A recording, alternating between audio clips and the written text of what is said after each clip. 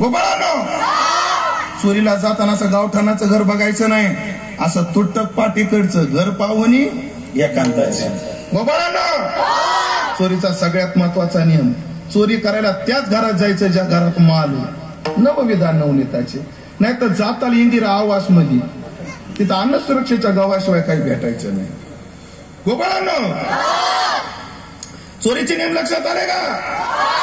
चोरीला जाताना हळूहळू चालायचं असतं, लक्षात आलं? चोरीला जाताना कोणी कोणाशी बोलायचं नसतं, लक्षात आलं? चोरीला जाताना एकांतातलं घर पाहायचं असतं, लक्षात आलं? चोरीला जाताना ज्या घरात माल आहे त्याच घरात जायचं असतं, लक्षात आलं? मग आजपासून चोऱ्या करायच्या का?